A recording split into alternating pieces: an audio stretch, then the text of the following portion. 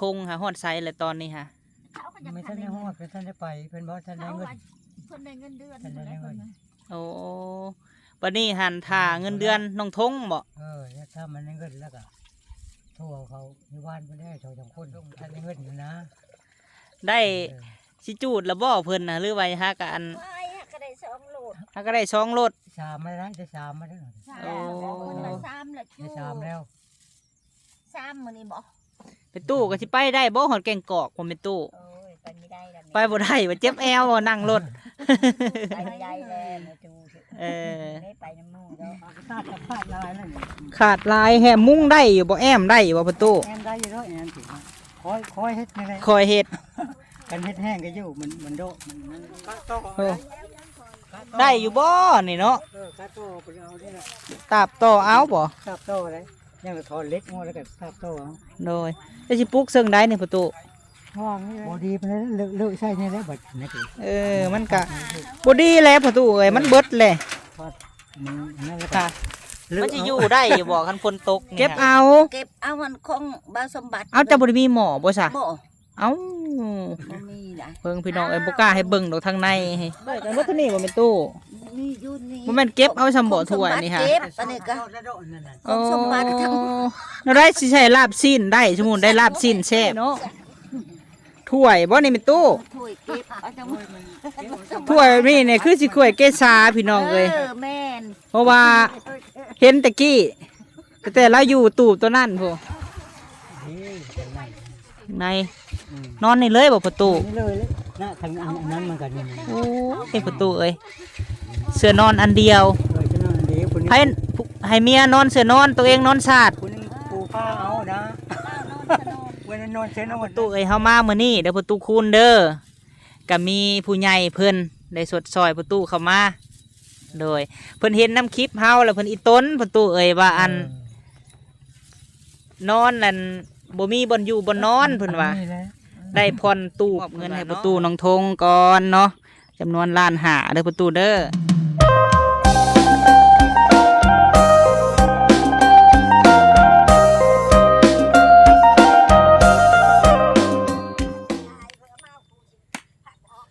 เอาพี่น้องเอ้ยเนาะกับทักทายสบาย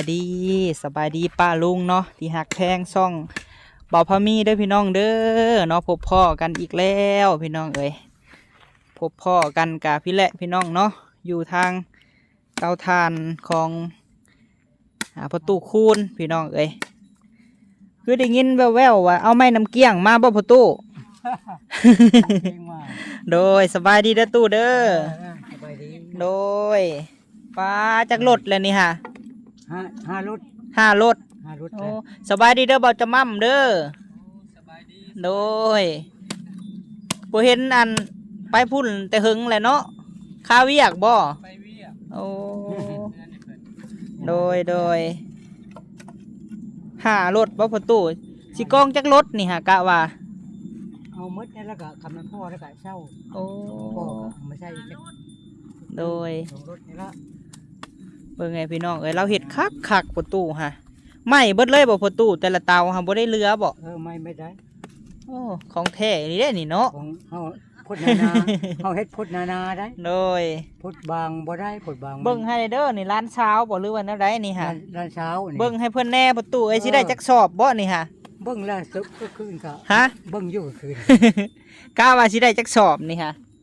ได้อยู่บ่10สอบ คันมันไหม้สิว่าง10ปลายนี่แหละ 10ปลาย 12 13นี่ละ อ คันบ่ไหม้แล้วก็จักสะได้แล้วจ้ะมันบ่ไหม้เบิ่ง เฮ็ดไปเนาะ มันพุทธเขาทมบางพูดนี่ทมบา ว่าง พูด แล้วเนาะลองผิดลองถูกเราก็หากะเฮียนเฮ็ดครั้งแรก หากะหามาเฮ็ดใหม่เนาะนี่น่ะ โดยให้บางทีก่อนอืม มาเฮ็ดใหม่ไปเยอะมันก็ เราตัดใส่คางมันคักอีหลีเอาขี้เลื่อยให้สะทมประตู หันไปเอาหันได้บนตัวราชสมบัติไปหมื่นเนี่ยยังอยู่ดิ เอามาใส่เนาะให้มันพอกอง ผ่านนี่จะได้ด้วยครับ โดย ตัวนี้แหละไปเอากลับไปเอาให้ เจ้าบ้านใส่คักอีหลีเนาะประตูเนาะ ขันบ่บ้านนี่ผัดบ่ไหม้ใหม่ที่ อันไหม้แล้วก็อยู่ลุมไหม้หมดอยู่ โดย ไม่ชุมนี่ แล้วข้าวแล้วน้ำแล้วปีนี้ได้จักสอบประตู แล้วบ่ได้เขาน้ำท่วม น้ำท่วม โอ้ฮอดบ่ซาว เออเช้าเช้า35 35โอ้ มาได้ กุ้มอยู่ดอกเนาะประตูเนาะ ก็กุมได้เหมือนบ่หลายคนน้อยคนสิเจ้าหลายคนจะ บ่ได้ขายบ่แต่ละปีค่ะ บ่แล เอาไปกินเนาะประตูเนาะ ให้กับผู้ดีจุ อืม นั่นดิน้ำท่วมเนี่ยนะปีนี้แต่น้ำไม่ท่วมสิ โดย ให้คนนั้นอยู่แล้วมันบ่คนหลายแล้วน้ำท่วม เอออยู่2เฒ่าพี่น้องเอ้ย เออ ได้ลูกชายอันว่าตะกี้ฮะเป็นอะไรแน่แล้ว อยู่แล้วใช่ค่ะ คือเก่า คนนั้นนั่นนะคน ขายคือสตุนนี่แหละเนาะ แบบอันนี้แหละอันนี้แหละ เออ ไม่รู้นั่นละแล้วก็บ่ได้รู้นะ บ่ได้เวียกบ่ได้งาน นี่ก็สีเข้านี่สีเข้าเป็นเชทังให้แล้วก็ มา มา เออ คนในนั้นนะเบิ่งกูจักมาละคน โดย แล้วเนาะมันปลายชีวิตก็ต้องดิ้นรนคือเก่าพี่น้องเอ้ยมีรถไถเราก็ได้ผู้บ่ได้นอนอยู่ในตูบนี่แหละ คือว่าอันดาวตูบเกษาบ่ เออ เอ ดาว อ ตู้ได้ไม่ทันได้ใช้พุ่นละ อะไรใช่ซ้ำ เฮ็ด โอ้ ทานเฮ็ดทานนี่พุ่นได้ใส่ได้ เฮ็ดทานนี่สิใส่ขาดตูบ เฮ็ดทานแล้วก็ คันว่าได้500,000นี่คือสิพอแต่อัน ก็ไม่ได้ให้แสนล่ะ พอจะได้เตานี่พอจะได้ ขาดตูบเออ ในนั้นได้ ป้าประตูพาเฮาไปเบิ่งในพากระตาดเจ้าค่ะป้าป้าคือซื้อแท้มันอันนั้นก็คือซื้อ500,000ผู้ ปากคาดกะมันคาดแล้ว ขาดเบิดแล้วติ คาดไหมล่ะ โอ้ โอ้ยสบายดีเด้อใหญ่เด้อโอ้โตโน่สบายดีลูก สบายดีก่อนลูก สบายดีได้ไหม โอ้ยสาวนักเรียนนี่ อ่ะสบายดีได้ไหมลูกโอ้ สบายดีเด้อเป็นตู้เด้อโดยตู้คำสบายดี อาย อายป้าโท ปากคาดกับคาดลายแล้วเนี่ย ขาดลายแหมมุ้งได้อยู่บ่แอมได้อยู่บ่ประตู แอนได้อยู่แล้วแอนสิคอยเฮ็ดยังไง คอยเฮ็ด กันเฮ็ดแห้งก็อยู่มันโดมันนั่นดินี่อันนี้มันนั่นแหละ คอยย่อให้แล้วเนาะประตูเนาะ คอยย่อแล้วก็เฮาใส่แล้วก็แนบแล้วก็อยู่อยู่แล้ว 500,000 เออ 500,000เบิ่งแน่แป้นหาประตู แล้วแฟนกะอันนี้แหละ โอ้ จะไปปูได้อยู่บ่กะโต โอ้ได้อยู่บ่นี่เนาะ กะโตไปเอานี่แหละ ตาบต่อเอาบ่ กะโตอะไรยังก็ถอนเล็กมาแล้วก็กะโตเอา โดยจะสิปลูกเซิงได้นี่ประตู วางนี่แหละ อืมอันนี้หันบอนเขาอันพี่กิซาตะกี้บอนเขาอยู่นี้ นี่สมบัติอยู่นอก เออแมนแมน ทำได้ไม่ได้ แมน ทำทางทีนี่แหละ ใช้เบิ่งดูสังกะสีนะ ทางทีนี่มันคาดไม่ได้เอา อุ้ยพี่น้องเอ้ย ยิงคาดมันยังบอดี้มันเลิกใช่เนี่ยแล้วบัดนี่คือ เออมันกะบ่ดีแล้วประตูเอ้ยมันเบิดเลย มันนั่นแหละ ค่ะมันจะอยู่ได้อยู่บ่คันฝนตกนี่ฮะ เลิกเอาแล้วก็ซับใช่ เออ ไม่ใช่ใช้เงินจำ บ่ทันให้ซ้ำเนาะทอนคืนบ่ได้บ่ บ่ได้แล้วมั่งเนาะประตูเนาะ มองแล้วเบาแล้วแล้วกัน โอ้แน่นเลยเนาะในเฮามั่งเลยเด้ มองแล้ว โดยเห็ดกินหยังเนี่ยแม่เฒ่าพากันเห็ดกินหยัง ที่หนึ่งเขา อืม เอาปลาคอมาให้เขาเบิ้งนี่นี่ โอ้ได้ปลาคอใหญ่แท้นี่ พอเท่าใส่เนี่ยนี่เด้น้องสะนี่เด้เสานี่เด้ตัวหนึ่งเพนลูดไปเพิ่นมามันของหยาเด้ เห็นพอเราดึงอยู่ โดย ดึงแกใส่ อยู่สองเท่าปลาตูบกันเนาะเป็นตู้เนาะระวังได้หัวไหน ก็ตำมันนี่ตรงเลยจนปู่เขาน่ะ โธ่ปลาขออนุญาตได้พี่น้องเด้อหมอนะปู่ หม้อแกงหน่อไม้ท่านได้ หมอแกงหน่อไม้ เก็บเอาวานนี่ เก็บเอา เก็บเอาวันของบาสมบัติ เอาจะบ่ได้มีหมอบ่ซะ บ่ เอ้า บ่มีได้ เบิ่งพี่น้องเอ้ยบ่กล้าให้เบิ่งดอกทางในให้ แกงหน่อไม้ท่านได้พาด เงินกาแฟเข่งหูนั่นเบิ้งได้มันเฮนั่น เก็บเอาของสมบัติมางเฮือนแล้วเห็น ช่วยกันบ่เท่านี้บ่เป็นตู้ นี่ นี่อยู่นี่ บ่แม่นเก็บเอาสำบ่ถ้วยนี่ฮะ เก็บอันนี้ก็ แล้วโดนนั่นน่ะ ของสมบัติทั้ง เราได้สิใช้ลาบสิ้นได้สมมุติได้ลาบสิ้นแซ่บ สักแหน่บ่ เอ ได้ อ ใส่หม้อที่ห้า เออ เบิ่งพี่น้องเอ้ย หมอนี่ก็มาแล้วเนาะ ผู้แข่งเองคำมาจักมือแล้วมานี่ฮะ โชว์มาแต่วันที่ ผมเจ้าแล้ว ก่อนบุญวันพระ ที่สาม โด สิบ ยตู้มานั่งใกล้เป็นตู้คำนี่ก็ได้บ่เนี่ยเอ้ยเฮานั่งก่อนบ่ได้ไปโรงเรียนบ่เจ้าหั่นล่ะ เอามา เออ วันที่3ได้30 ตุกคุณมาพี่ก็ได้ป้าพี่น้องเอ้ยเนาะถ้วยบ่นี่เป็นตู้ ถ้วยเก็บเอาจังหวะ ถ้วยนี่เนี่ยคือสิถ้วยเกษาพี่น้องเอ้ย แม่น เพราะว่าเห็นตะกี้แต่เราอยู่ตู้ตัวนั่นพู บ่เบิ่ง โอ้ ฉันได้ล้างมัน มาพี่ก็ได้ประตูอืม ฉันได้ล้างมัน โดย ได้ล้างได้เชื่อมันยัง บอนอยู่บอนเศร้าเนาะย่านแต่ฝนตกแล้วประตูไอ้จังหน่อยเขาย่านว่ามันทำดอกงิ้วดอกจานเนาะ แล้วไง เล่นไปชน เออ แม่อันนั้นแม่กำ ทุก เล เดือย นสามใช่ไหม ชนให้ป้ามัน โดยฝนตกเดือน3เลยเนาะทำดอกงิ้วดอกจานได้แต่ละปีเนาะไม่ตู้เนาะ ห้ำ แม่นแหละ อันนี้อีป้าเอาให้ตะหึงแล้วได้ปลาดุก ป้าใส่หันไม่เท่า แต่มือวันที่ปลาดุก โอ้ ที่ปลาดุก โดยสิหนึ่งเข่าเคียงกับแข้งฮักบ่เบื้องหนึ่งค่ะ เที่ยงก็แม่นอันนี้เอาให้ ลูกผู้นี้ให้แล้วว่า เอ แล้ว อ มันมาก่อนหั่นดิ โดย มาเขาก็เคสเนาะมันที่มอกมันก็เคส แข้งฮักดิ ดิบค้างทุบเลยใช่ไหมได้มันลงไปมัน เต้นนะบ่จะมั่มบ่ให้นะ จะมั่มแล้วโอ้คักได้นอนอุ่นได้ อุ่นบ่ประตู มันต่ำไรแล้วย่านแต่ไม่งอดแม่งอันน่ะเงาแหล้ เข้าบ่ได้ เข้าบ่ได้บ่ ทั้งพื้นกะ มันเข้า อันนั้น โอ้ใช้ประตูเฮาเบิ่งดูทางในเป็นจังได๋ครับบ่เคยเห็นเด้นี่ฮะ ง่ายคือ เข้าบ่ได้นะ ข้างใน โอ้ นี่ข้างใน ในนอนนี่เลยบ่ประตู นี่เลยนะทางอันนั้นมันกันนี่ โอ้ยประตูเอ้ยเสื้อนอนอันเดียว จะนอนเดี๋ยวคนนี้ ให้เมียนอนเสื้อนอนตัวเองนอนสาด คนนึงปูผ้าเอานะวันนั้นนอนเช้านอนนั้น เออ มีผ้าดอก อย่าให้ละเมอเด้อแม่ตู้เด้อเจ้าสิบ่ฮู้ทางออกได้คันจะละเมอน่ะ ปืดมันนี่อันนี้ก็ปืดโอ้ เออ ไม่ใช่ท่านี่ก็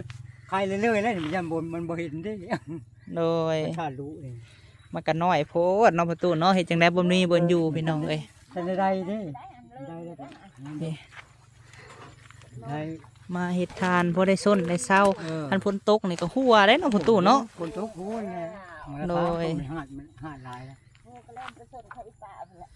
เออเนาะส้นก็ส้นในทางใดก็ได้โอ้กะเอาว่าขายตัวนี้เบิดแม่นบ่ จะได้มืดยังได้หื่นยังเฮ็ด จังได้เฮือน คันว่าได้สมมุติว่าได้แต่500,000นี่ก็สิใช้หนี้ครับมาประตู ใช่นี่เลยบ่ได้ โอ้ ผมบ่ให้ไปเว้าเลยดิ เว้าแหละเนาะต้องมีสัจจะได้เนาะแม่ตู้เนาะ เจ้าก็บ่ได้แล้วเดี๋ยว เออโดยเอาพี่น้องเอ้ยถ้าก็ได้หารถแล้วว่ะก้าวว่าจักรถประตูอย่างสิพอนี่ บ่เลยจะตูดก็ได้ มันนั่นก็คันพ่อแล้วก็จูดเลยคันเบิ่งนี่แหละคันบ่พ่อกับปางไว้ไม่ใช่ มียังน่ะเข้ามาบ่ เข้ามา พ่อแล้วก็ เราหนึ่งเข่าพี่น้อง โอ้นี่ก็ของสมบัติทั้งหมดได้ โอ้ หม้อของเราเราเอาให้ หนึ่งเข่าใส่ร้านทรายไปใส่เลย พยายามตุ้มกันละพยายาย าม มตุ้ม พยายามอันนั้น โอ้ ระดาเพิ่น ถึกอยู่บ่กุ้งหอยปูปลากะ ตุ้มหัวตุ้มกุ้งไปก็ใช่ได้ชงได้ ตุ้มกุ้งก็ใส่ ตึงนกใหญ่ เออตุ้มกุ้งไปจักถือบ่ถือ ใส่ไปเรื่อยๆบ่ ให้เลยลองจำดาวได้ตามกูแล้วก็มันใช่ ป้าอันร้านไผ่บ่เอามาให้ในตู้น้องสาบ่ อันไหน ป้านี่ฮะ ป้านี่อีป้านี่ให้ปลาดุก โอ้เจ้าไม้ใส่ในตู้ ปลาโคดโอ้ยไปโบดจะมือวันที่เขาใส่มง ไปบุ ไปโบสถ์ นั้น ใส่ ใช่ โบ เบ็ ด ด แม น้อง วชื้อมาจากตลาด เออ ปันกันผู้ละโต โดย เบาะที่อัน อื นั้นใส่ ม แมงอ่อนน้ำผักแกงแล้วก็แป้งคือ ประตูเป็นจังได้เรื่องอันที่ไปเว้ากันเรื่องน้องทงค่ะฮอดไซและตอนนี้ค่ะ เขาก็ยัง ไม่ทันได้ฮอดเป็นทันได้ไปเป็นบ่ทันได้ เขา เงิน ว่าคนได้เงินเดือน ท่านได้เงิน โอ้บัดนี้หันถ่าเงินเดือนน้องทงบ่ แล้วถ้ามันได้เงินแล้วก็โทรเขาอยู่บ้านบ่ได้โทรจังคนไปเว้า โอ้สำคนไปเว้าให้มันแล้วเนาะ ทำเลยแล้วสิ โดย ถ้าบ่ส่งทันได้เงินอยู่นะ ได้สิจูดแล้วบ่เพิ่นน่ะหรือไว้หากัน ไม่ก็ได้สองโหลด หาก็ได้2รถ สามมาได้ได้สามมาได้ สาม โอ้ คนละสามละจู ได้สามแล้ว สามมื้อนี้บ่ ไปตู้ก็สิไปได้บ่ฮอดแก่งกอกผมไปตู้ โอ้ยไปไม่ได้แล้ว ไปบ่ได้ว่าเจ็บแอวนั่งรถ ไปไม่ได้แล้วนะจู เออ ได้ไปน้ำมูกแล้ว กูแล้วถ้ามันได้เงินจังเลยเนาะ ว่ายังมื้อเพิ่นว่ายัง6มื้อบ่เพิ่นว่า ได้เงิน โอ้ได้เงินได้เงินนี่แหละสิไปเลยบ่ประตู ได้เงินนี่ไป อืม นี่เงินก็เป็นได้ไปหนู โดยไปก็ไปเว้าไว้แล้วเพิ่นก็หามือให้แล้วบัดนี้ประตูเอ้ย เขาก็แล้วหามื้อ โดย นั่นเด้อ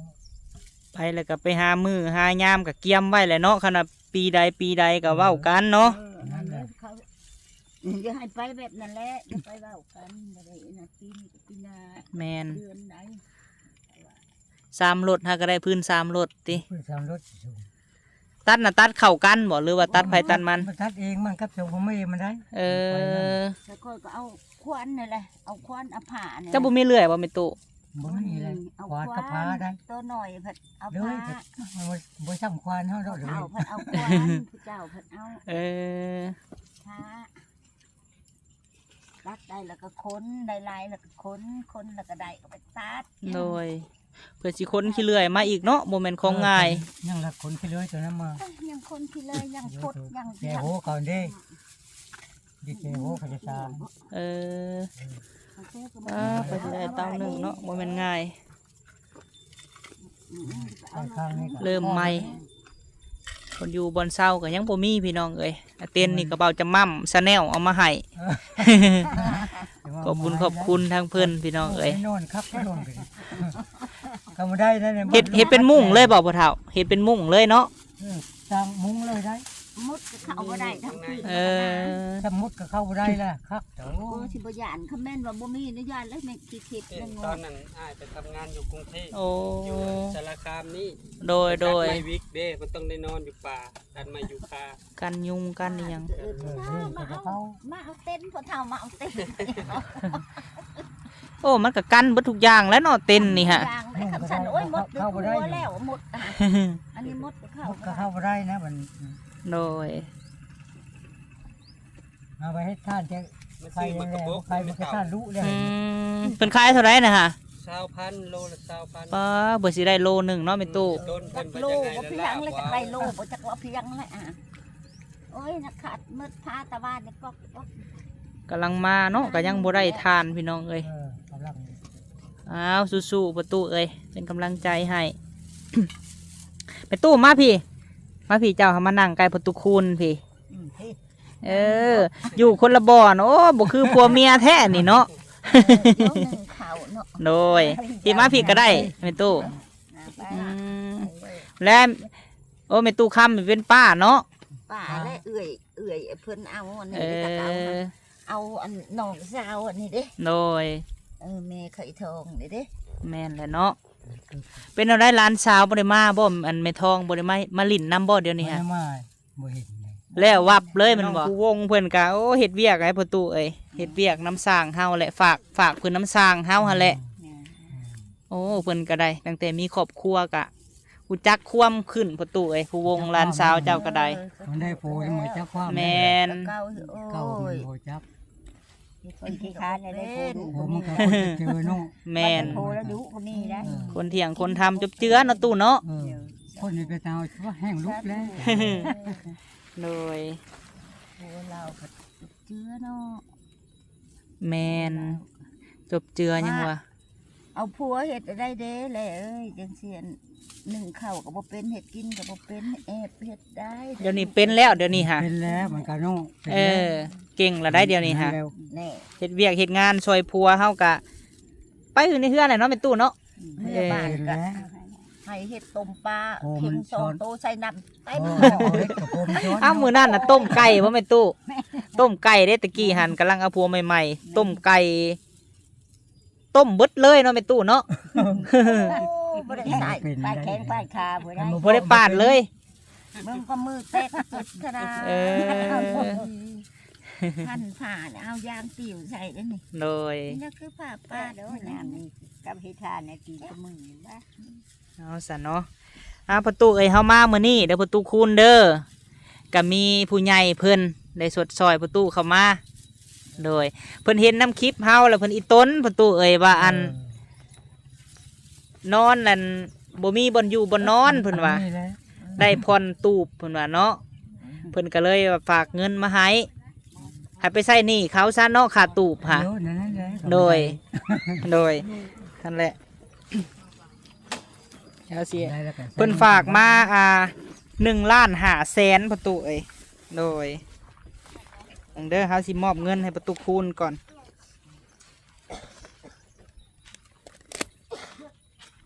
ฮอดสิบ่นี่เนาะ1 2 3 4 5 6 7 8 9 10มีล้านหนึงอันนี้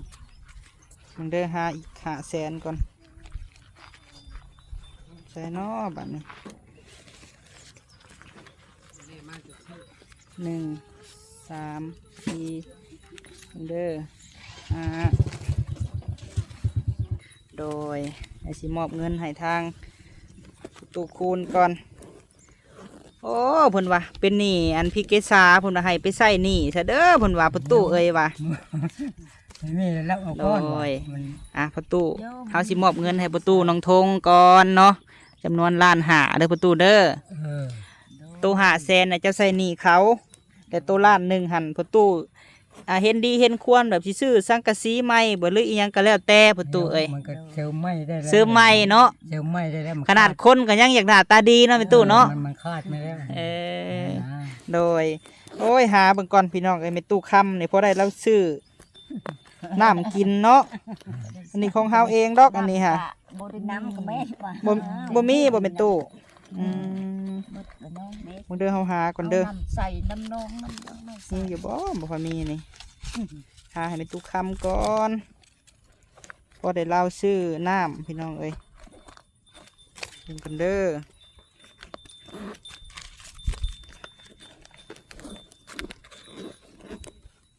กระบอกบ่เอาก็อันยัดเชือกคู่อันนั้นก็ แม่นบ่ เคยได้น อืม ำเคยได้น้ำกันบ่เอาก็ยัด ตู้คำก่อนเนาะไปตู้ไปซื้อให้สั่งเด้อไปตู้เด้อน้ำมันเด้อ